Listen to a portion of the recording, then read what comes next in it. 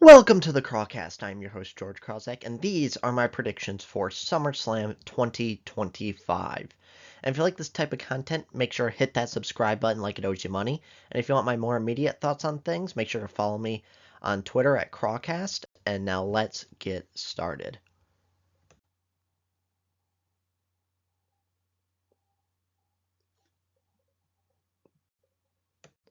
So the first match is Gunther versus CM Punk for the World Heavyweight Championship. I think CM Punk's going to win. So this is going to be an interesting one where it's not necessarily about the match, it's more about the after the match consequences. Because Gunther, I just feel really bad for him because in both of his world title reigns, he really hasn't had anyone really to properly feud with. Like all he's had is Jey Uso, and I don't think Jey Uso is necessarily the best wrestler, so he hasn't had a lot of these classic matches like he's had in the past with his Intercontinental Championship run. And now look at this, where he he faced Goldberg, and that match was hard to get into. Even though I thought it was a pretty decent match, it was hard to get into because nobody thought Gunther was going to win. And now he's facing CM Punk. And so I have CM Punk winning because I think this kind of revolves around Seth Rollins, where and I hate to say that because I hate to say, okay, a match right now for the world title revolves around a match for the future. Like that's what bothered me so much about the CM Punk versus John Cena is their final match was like an afterthought to Seth Rollins versus CM Punk whenever that happens because John Cena didn't even hit the final move. Seth Rollins hit a curb stomp on CM Punk for John Cena to win. Anyways, that's beside the point. So I have CM Punk winning because I don't know if Seth Rollins is legitimately injured or not, but I think there's a high chance that Seth Rollins cashes in after CM Punk wins the title. And because this is something to think about, is that even if Seth is legitimately injured, all he has to do is just be healthy enough to get into the ring and pin CM Punk. Like, you can have the Bronze come down and beat up CM Punk, and then you can just have Seth just come in and win the title. He just has to pin him 1, 2, 3. And then while he recovers, he can just have the title. Because keep in mind, Roman kept going like 4 months without defending the title. So if Seth needs like a month or two to recover, that can happen, and you can do that. And so that is why I think CM Punk's going to win because Seth Rollins is going to cash in. But in my opinion, I think what would make it even better is if Seth Rollins cashed in the next night on Monday Night Raw. And I say that because look at Seth. And a lot of people think he's not legitimately injured, and a lot of people think he's going to cash in on Monday Night Raw. So then all of a sudden, if Seth Rollins, or sorry, everyone thinks Seth is going to cash in at SummerSlam. Then all of a sudden, there's no cash in. People are like, oh, well, I guess Seth Rollins is really injured because there's no cash in on CM Punk. Then the next night on Raw, you have CM Punk like celebrating his title victory win and saying like, "Hey, I'm finally a world champion again since I lost the WWE championship like 10 years ago or over 10 years ago." And so now I'm a world champion again. And then you have the Bronze come out, beat him up, and then Seth Rollins pins him for the title. I think that'd be much better and be much more surprising because a lot of people do. I see at least 50% of the people think he's going to cash in at SummerSlam. So if you don't do that at SummerSlam, you do it on Raw the next night. It'd be such a better moment. And it'll be interesting where Gunther goes because he seems better than the Intercontinental or United States Championship run, but for the main event, it's again, I feel like it's not his fault. They just who does he have? Seth he can feud with, Punk, like he's a part of the main event. It's just that I feel like they're not giving him the right people to work with. And so that's why I think CM Punk's going to win because I think they need to kind of wrap this Punk Seth story up real kind of quicker because they've been feuding off and on for the last 2 years, and I think a lot of people are just kind of done with it. And then maybe this will give more CM Punk like more of a heel character because I think a lot of people are kind of done with the whole shtick where it's like I'm here to be friends with everybody, and CM Punk is finally home to be with WWE, and I think people are just done with it because I think that's what I always thought. I thought him and Tiffany Stratton are always much better heels than they were faces. And now that CM Punk, might lose the title through arbitrary means with Seth Rollins, that can implement a heel run. And then Tiffany, I don't know if she's going to turn heel again because the problem is that with CM Punk, since he's such a nostalgic act, people just aren't booing him. And same with Tiffany Stratton, since she's so good in the ring, people aren't booing Tiffany. And so I don't know what will happen for the future, but I think CM Punk will win. And it's just unfortunate for Gunther that his title reign's going to kind of end so quickly here.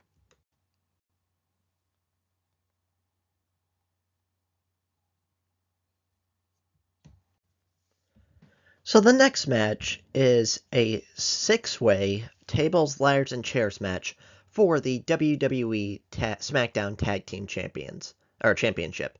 It's the Wyatt Six, represented by Dexter Lumis and Joe Gacy, versus Andrade and Rey Fenix versus DIY, Johnny Gargano and Tommaso Ciampa versus Fraxium, Axiom and Nathan Frazier versus Moise Machine Guns, Alex Shelley and Chris Sabin versus the Street Profits, Angelo Dawkins and Montez Ford. This is something I'm really excited for, and I am so happy that the SmackDown Tag Team Championship is finally being defended on a pay-per-view. I think the last time it was defended was at the Royal Rumble back on February 1st. So you can see it's been like 6 months. Well, it'll be over 6 months come this pay per view since it was last defended on a pay per view. And it sucks because SmackDown has the best tag team division in the world right now. And I just feel like Triple H just hates tag team matches and just aren't giving them the credit that they deserve. So this one really could go any way. So I kind of judged it a little bit of process of elimination, where I don't think it'll be the Street Profits because they just held the tag team titles. I don't think it'll be the Motor City Machine Guns, which sucks because I love the Motor City Machine Guns. They're probably the best tag team in the world right now, but I think WWE, after they came in, they are super, super hot. And then now I think WWE kind of just sees them as a little bit older and saying like, hey, we don't see a huge future of you. And then you have Andrade and Rey Fenix, who aren't really a tag team, so I don't think they're going to win. So that leaves DIY, Fraxium, and the Wyatt Six. And I think Fraxium is like the new hot and up and coming tag team. Axiom and Nathan Fraser are just so good, such good wrestlers. And I think it is interesting because this is a ladder match. So if the Wyatt Six loses the titles, I feel like it doesn't really lose credibility like as if they were getting pinned or submitted, because these guys are just climbing the ladder and taking it. So I don't think it hurts them losing the tag titles, although it feels a little bit weird giving them the titles and then immediately taking it away from them. So that's a little tough, but the Wyatt Six, I understand that they're a good nostalgia run for Bray Wyatt, and a lot of people like them because of Bray Wyatt, but so far they've just basically done nothing in WWE, and I'm just not really into it, and I just don't think they're really doing anything for the tag titles right now.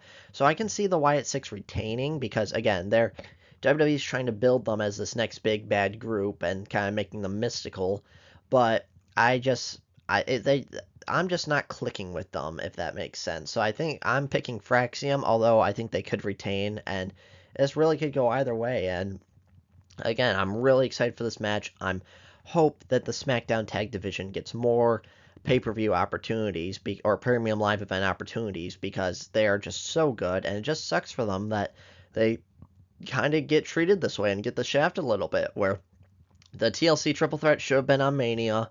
And like I said, all these guys, especially Motor City Machine Guns, are so good and they deserve more opportunities. And so I'm really excited for this match, and hopefully they'll hit it out of the park and everyone will love it. And it'll kind of force Triple H to be like, okay, look, these guys are amazing. Everyone loves them. Let's give them more shots on these pay per views.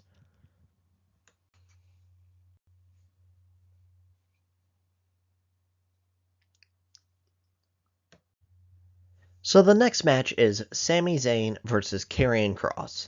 So I think Karrion Kross is going to win because he really needs this victory. He lost to Sami in Saudi Arabia, and it feels like they've really done nothing for his character for a while. And I feel like it could be really cool if he's kind of like the CM Punk type, where he's like cool, edgy, kind of breaking the fourth wall and kind of saying what fans are really feeling. And they haven't done that yet. And even though he lost in Saudi Arabia, I'm kind of not counting that because Saudi Arabia is weird. Because for the first initial few years, they're like, okay, this is a side thing. It's like a house show. It doesn't count. Nothing's important on it. So kind of pretend it doesn't exist and don't care about it. Whereas now it's like a little bit 50-50, where a lot of the stuff doesn't matter, but a lot of the stuff does matter. And so I look at that Sami Zayn Karrion Cross match as a ignore it, pretend it didn't happen. Sami just won because it's Saudi Arabia, and that's it. And so I think Karrion Cross really needs this win to start building momentum, and I think he really belongs in like the mid card title scene, like a U.S. Championship or Intercontinental Championship. And I kind of feel bad for him because it feels like he's like kind of the promo he gave after Mania words, like he does everything right, and no one in management cares about him. But if he loses here, I think he's just kind of done. Like at this point, don't re-sign him. Let him go somewhere else. Maybe let him go to AEW and do some good stuff there. Like, because I heard his contract's up recently, and I don't know if he's re-signing or not. But like, it's just what's the point? Because he does all this great work, and if they don't want to push him, they don't want to push him. Sammy, I feel like is kind of like a bit of a made man already, and this win doesn't really help him at all. And I feel like he's kind of a little bit not doing anything at the moment, so it doesn't hurt Sammy to lose here, but Karrion Cross gains a lot here, and hopefully he can capitalize this and build a lot of momentum for the future for maybe an Intercontinental Championship run. Like, I can totally see him defeating Dom, or if they decide to do the draft and move him over to SmackDown, I can see him maybe beating Solo. And like I said, he's just done so well, and I think he deserves it a lot more.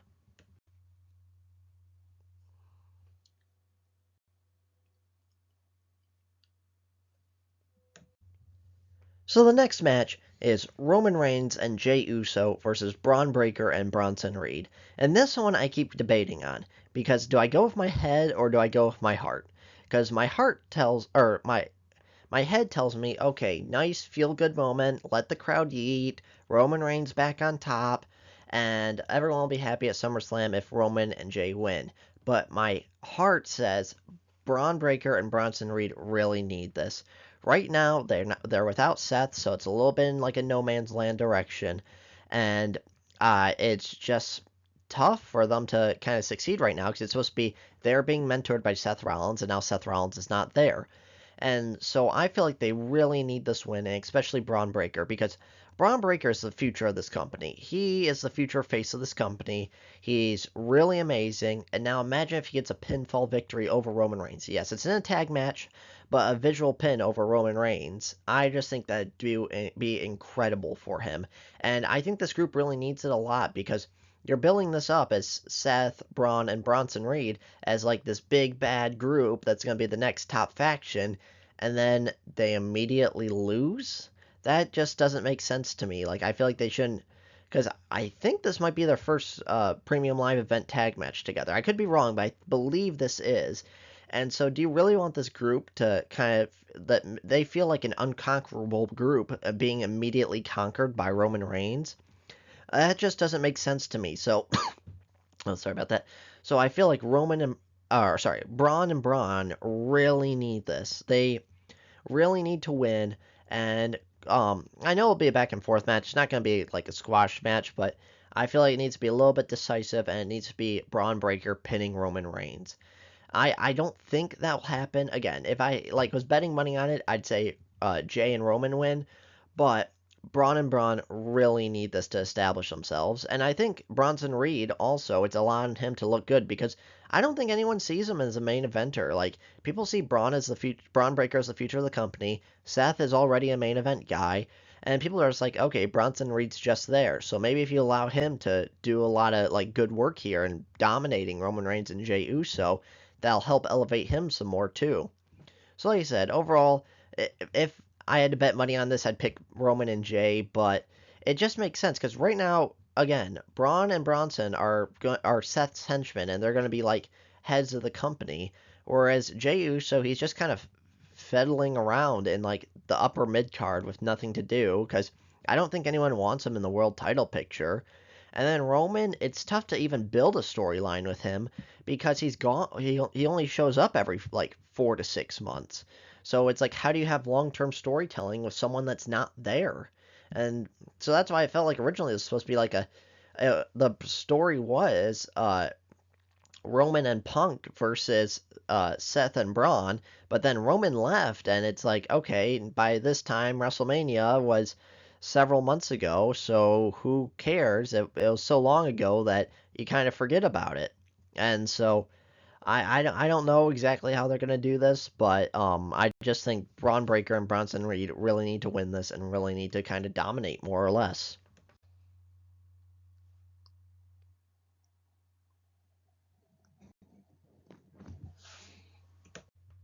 So the next match is Solo Sikoa versus Jacob Fatu for the United States Championship in a steel cage.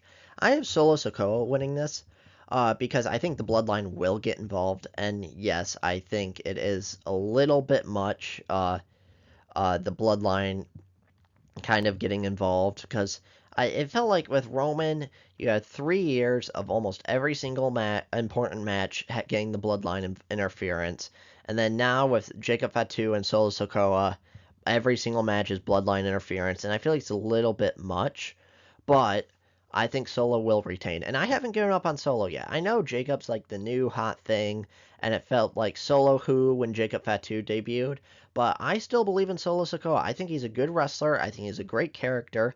And quite frankly, I think the Bloodline group holds him back a little bit because it doesn't allow him to shine as a solo star. And so I think this will help Solo kind of help have him get a victory over Jacob Fatu and establish him as the top mid card champion.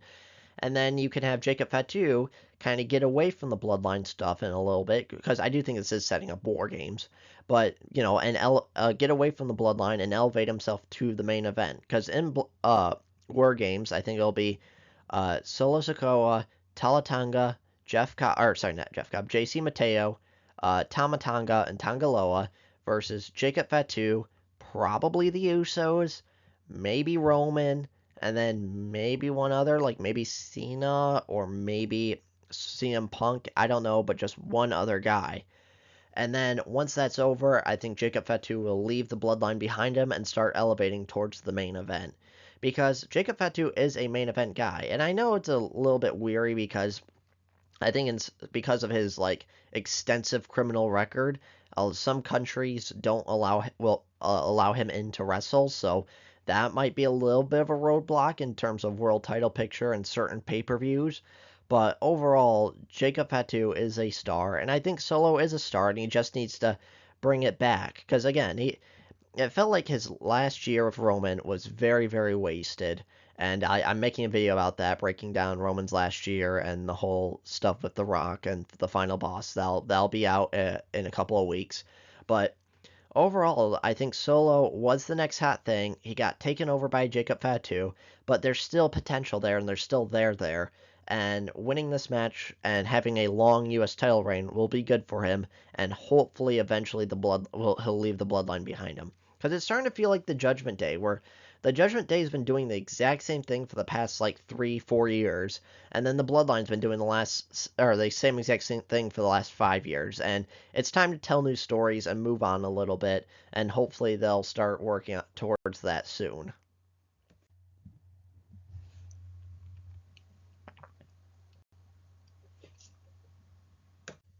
So the next match is Becky Lynch versus Lyra Valkyria for the WWE Women's Intercontinental Championship in a no holds barred, or yeah, no holds barred, no countouts match, or sorry, no disqualification, no countouts match, which is weird because all no disqualification matches are no countout anyway, so it feels like weird, like feeling the need to add that extra stipulation when it's already like installed in the match.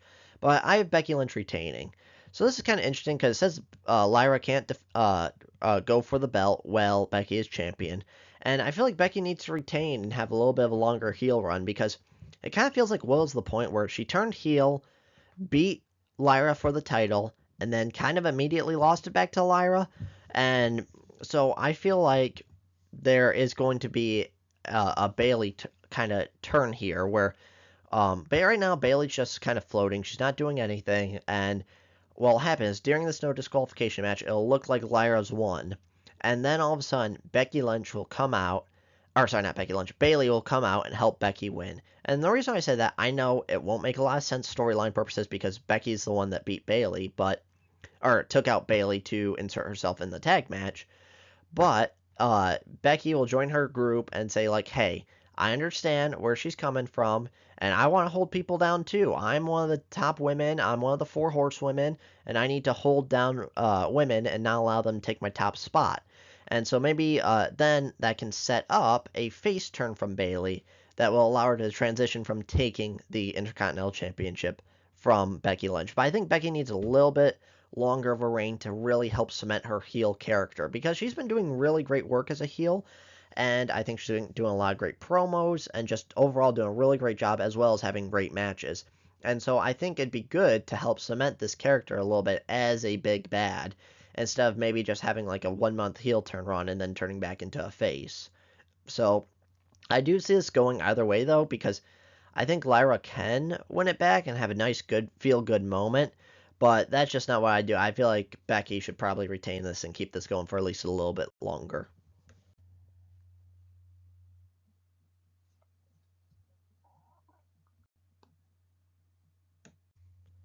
The next match is Naomi versus Rhea Ripley versus Io Sky for the WWE Women's World Heavyweight Championship. I think Naomi's going to retain. So, this is the match I'm really looking forward to because Io Sky is the best wrestler in the world, I'd say. And then you have Rhea Ripley, great power game. And then, quite frankly, Naomi's been doing amazing character work. Her heel character has been really, really good. So I have Naomi winning this because it kind of feels like what's the point if Naomi loses? Like, she wins Money in the Bank, has been going on this amazing heel run, wins the title, and then like 2 weeks later loses it to Rhea Ripley or Io Sky. So I think Naomi needs to retain here. And then I know they're doing a show in Australia in like a couple of months, and then I guess Rhea can probably beat her there for the women's title. But Naomi needs to win this because she's doing the work of her career. And she's been doing a really, really great job with her heel promo work. She's been amazing character, really good in ring. And then Io Sky, where I actually really feel bad for Io Sky because she is the best women's wrestler in the world. And I understand her English is not very good, and so it's hard to like build a connection with some fans that are because she doesn't speak English. But in that case, just give her somebody. Give her Paul Heyman. Give her anybody that can like speak for her. Let her be Brock Lesnar and just be the best wrestler in the world while someone else does the talking for her.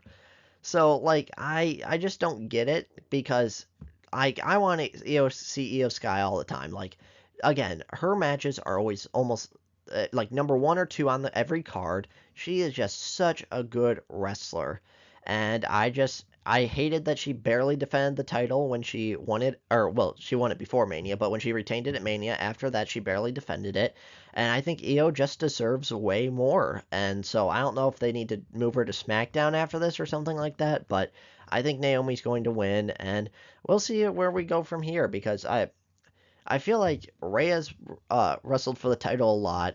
Io's wrestled for the title a lot, so maybe they need to take a little break on Io and Rhea getting title shots, for a little bit until the Australian show, but who knows? But I think Naomi needs to win this here.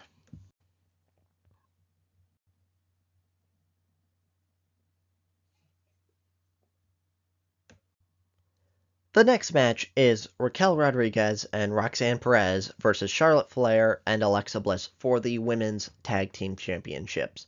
I think Alexa Bliss and Charlotte Flair are going to be the new tag team champions. I think it just works really well for them because I'm curious how the crowd is going to react to Charlotte in this one because she was the most over person at Evolution. Everyone loved Charlotte. And so is this going to be like a new transition to kind of more of a face character for her, or was that kind of a one-off weird crowd kind of thing just in Atlanta? I believe it was in Atlanta. They just happened to cheer for her that time. So I don't know, but I think this works for Charlotte because being in the tag team, because Charlotte is weird because she can't be a mid carder because she's a main eventer. But right now, people don't really want her in the main event because if she beats like Tiffany Stratton or somebody, people will look at that as like, oh, look, Charlotte's on top. Charlotte's holding everyone else down. And there's only room for Charlotte. So I think this works for her if she wins the tag team championships. And she does it with Alexa Bliss because Alexa Bliss and Charlotte are both very good wrestlers and very popular wrestlers. and it's not looking like they're kind of holding anybody down by holding the tag team championships. And it feels like the Judgment Day really hasn't been doing anything with them, and they really don't need the tag team championships. And so maybe Charlotte and Alexa can work up a good partnership and build prestige back. Well, I guess the belt's never really had prestige. It's kind of the most disrespected title in WWE, but try to build some prestige with the women's tag team championships. And that will allow them to, like I said, work up really well. And then maybe at one point, Charlotte and Alexa just break up and they have their feud, which will probably be really, really good. And it just makes sense to me because if they lose the tag team, or if they lose here, where do Charlotte and Alexa go? Because I don't see, this is a little bit of spoiler, but I don't see them taking the belts off of Naomi or Tiffany Stratton and giving it to Alexa or Charlotte. But they just feel, I guess Alexa feels like she can kind of be a mid-carder, but Charlotte's just such a main eventer that it's hard to throw her into the mid-card. And again, if Charlotte beats Becky or beats Julia, people will be like, oh, look, Charlotte's holding people down. So I just think this is the perfect spot for Charlotte right now, and then it'll build a little bit time where it's been like, hey, it's been a while since Charlotte's been in the main event. Hey, it's been a while since Charlotte's been in a title match, so it may not look like she's holding people down anymore, where it's like, okay, now we want to see Charlotte versus this woman, because that's going to be a star-studded match. So that's why I think Charlotte and Alexa really need this, because I don't know where to go from here. And then the Judgment Day, I don't know what to say about the Judgment Day. They keep doing the same thing over and over again. I don't care about the group. It does nothing for me. So I don't think it hurts them if they lose the tag titles, and I don't even know where they go from here if they lose the tag titles. Because to be honest, don't remember how long Liv Morgan's out, so maybe Liv Morgan and Roxanne can do something. I don't know. Judgment Day, all that stuff's just not for me. Because I know a lot of people say, oh, look, long-term storytelling. But I'll be honest, I think it's just lazy storytelling. Because kind of look at Austin Theory and Grayson Waller, where they're just like, hey, we don't have anything for you, so let's keep teasing a breakup. And then once it came down to it, they're like, nah, you guys are just done because we don't feel like doing anything with you. And that's what I think they have with the Judgment Day, where it's like, okay, let's just do the same thing over and over again because we don't have anything for you.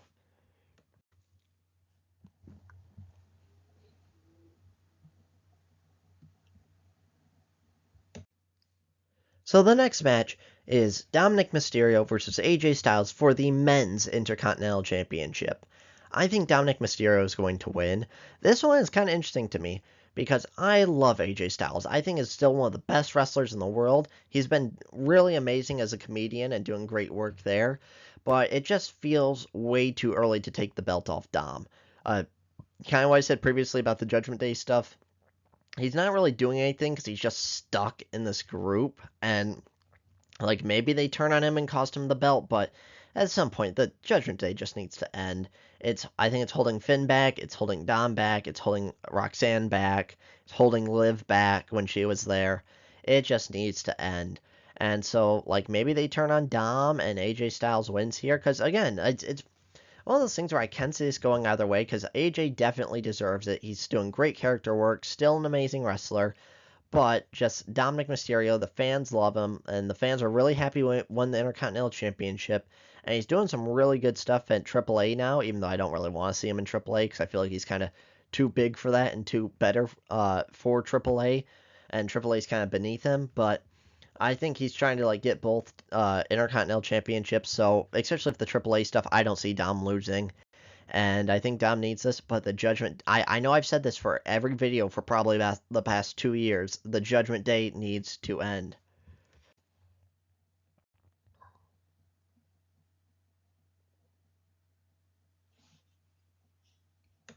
So the next match is...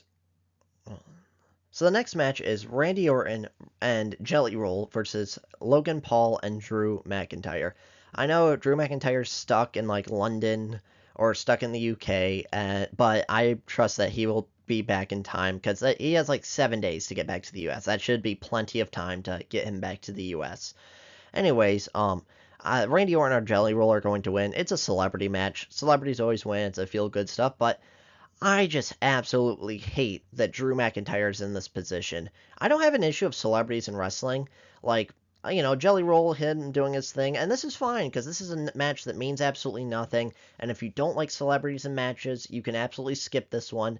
Like, that's why I think a lot of the anger about Travis Scott was over, is that you're putting Travis Scott in the main event of WrestleMania. He is the reason why John Cena won the main event of WrestleMania and broke Ric Flair's record.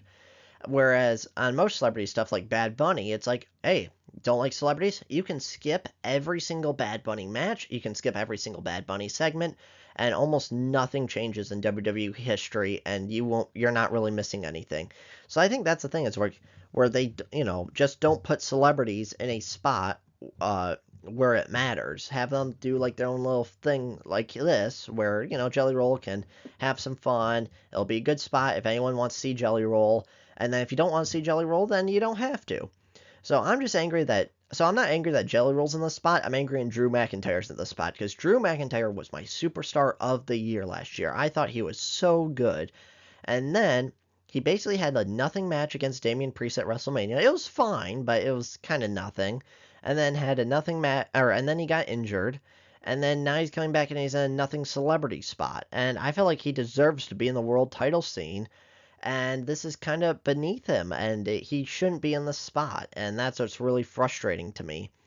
And then I love Logan Paul, him being like against celebrities in wrestling. I think that's such great character work, such good heel heat. And then I hear a lot of people talking about like, oh, is Jelly Roll going to be good? What are we expecting? Because he's been training so much. Here's the thing about it. He's a big man, so he is going to look good, but it's easier for a big man to look good because almost all his moves are going to be power moves, where it's more important on the person taking the move as opposed to giving it.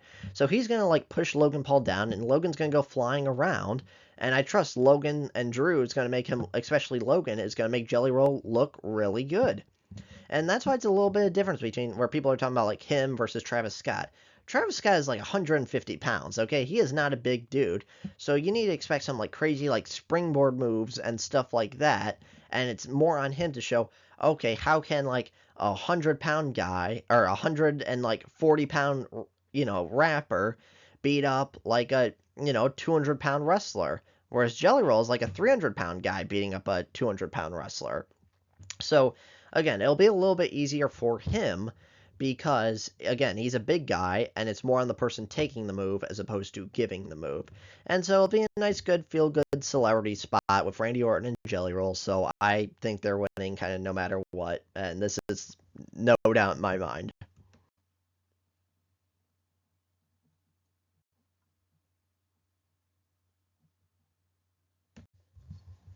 So the next match is Tiffany Stratton versus Jade Cargill for the WWE Women's Championship. And I think Jade Cargill will be your new WWE Women's Champion. It just makes sense. Ever since they started, they wanted to push her to the moon, and she kind of had some personal issues going on, and then so they haven't been able to do this, and it's been delayed since SummerSlam.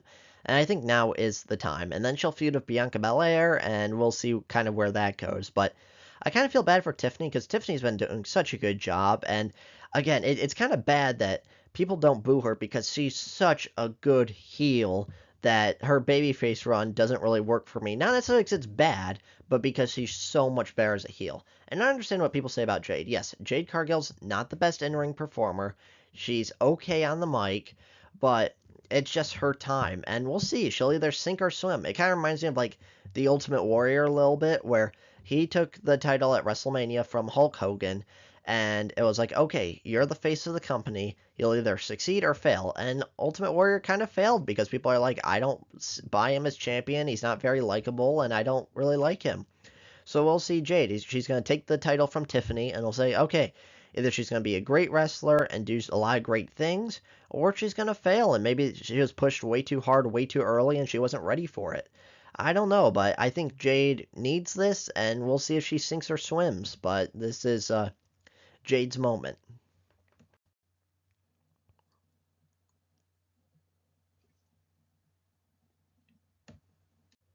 So the main event is John Cena versus Cody Rhodes for the WWE Championship in a street fight match. And I think John Cena is going to win. This is kind of very interesting to me, them doing this so early, because it feels like, let's just look at the two possibilities. If Cody wins, then what's John Cena's like impetus of like returning? Because first off, his whole goal was to win the WWE Championship and break Ric Flair's record. Okay, he achieved that a couple months into his final run at WrestleMania. Now his goal is to retire with the championship. Well, if he fails at that goal and loses it to Cody, why? What other goal is there? Like, go for the Intercontinental Championship, but that just feels like a step downwards. Like now he's main eventing pay-per-views for the WWE Championship, and now he's going for the Intercontinental Championship. So it doesn't really make sense to me to get this belt off Cena really until his final match. Whoever his final opponent is should beat him for the title. And then look at if Cody wins, or look at if Cena wins, it doesn't really make a lot of sense because if we think Cody is going to be the one to take the title off of Cena, then why does he get another shot? He lost him at Mania, he lost him at SummerSlam. Why does Cody get a third shot somewhere down the line? But the reason why I think he's going to retain is because, so look, it is a Extreme Rules match, and or a street fight match, so there's going to be interference. Someone's going to interfere on behalf of John Cena to help him win. And I know, like, some people have said that, like, there's been a big falling out with Travis Scott and WWE, and I don't know if I want to see Travis Scott back or not, because I keep going half and half on it, where it's like, he's annoying, I don't like his songs, I don't think he's believable as a wrestler, and I hate celebrities being in main event moments. But WrestleMania is such a waste if Travis Scott doesn't return. Because think about it, let's just say Travis Scott never shows up in WWE again. So we still don't know why he's a part of the faction, but it's him, The Rock, and Cena, for some reason, sold his soul to The Rock. We still don't know why, because we just don't know why. And then Travis Scott helped John Cena win in the main event of WrestleMania, and then Travis Scott goes away. And that's it. Really? Like, you're literally just going to have Travis Scott's essentially only moment in wrestling help Cena win in the main event of WrestleMania and then never be seen or heard from ever again. To me, that's just like I said, I don't want to see him back, but then also it just feels weird where it's like the main event of WrestleMania is featured a guy who basically was only seen once before and was never seen again. That just seems like you need to follow up on that, or else it's truly maybe the worst main event of WrestleMania of all time. And so it'll be interesting who kind of interferes on behalf of Cena. Like maybe The Rock comes back and helps Cena, but that also feels a little bit weird.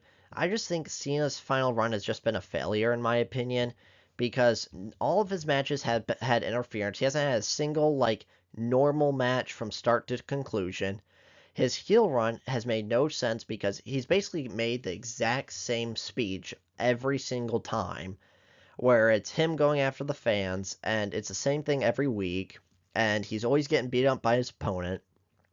And I think it started from the botched heel turn where Cena turned evil in exchange for something with The Rock, and Travis Scott was there for some reason. And then all of a sudden, no, it had nothing to do with The Rock, it had nothing to do with Travis Scott. It's because what happened was, when Cena won the WWE Championship, people booed him for like a 10-year period, and then really since like 2015, Cena hasn't been booed since.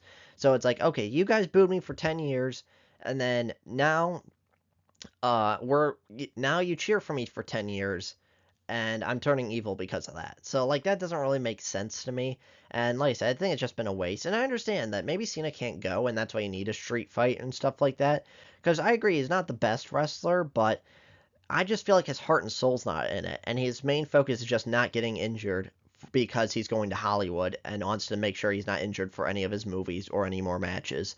And because, like, look at Goldberg's final match. Like, I feel like Goldberg put more effort into that match than Cena's been putting into any of his matches. But that's just my opinion. And so I don't know who will interfere or what's going to happen. If it'll be a different celebrity, or if it'll be The Rock, or if it'll be Travis Scott. The one thing I can see maybe happening if Seth Rollins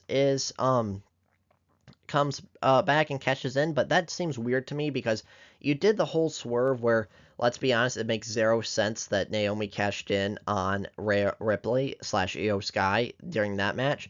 So do you really have another swerve where it's like, all right, Seth is feuding for the World Heavyweight Championship, and now he's doing going for the WWE Championship. It feels weird to just do that with the exact same briefcase in the same year. And like I understand that like people have said that Seth Rollins injured, he can't cash in because what happened was is Daniel Bryan when he had the briefcase he cashed in on Mark Henry and they're like Mark Henry wasn't medically cleared so it doesn't count. But WWE doesn't care about its rules. Like look at Nikki Cross. The Wyatt Six got disqualified on SmackDown because Nikki Cross touched a referee when literally every single Bloodline match someone touches a referee and no one gets disqualified. So I think John Cena is going to win. I think it makes the most sense. And then the double turn where people are talking about, oh, what if Cody turns evil and John Cena turns face? Maybe, but why would Cody turn evil and why would John Cena turn face? Like I get maybe Cody where it's like I need the WWE Championship so bad that I'd be willing to kind of sell my soul to The Rock or somebody else, but why does John Cena need to turn face? Because the whole issue is they booed him for 10 years. That hasn't changed, and that's not going to change because it's all in the past. So, like I said, I think John Cena is going to win, and we'll see how it goes. It'll be definitely interesting. We'll see how the street fight goes, how violent it'll get, because, again, I know Cody will take a lot of punishment, but I'm just not sure John Cena will.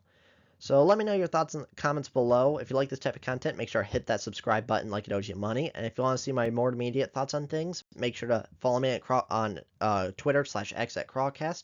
And I'll see you on the next one.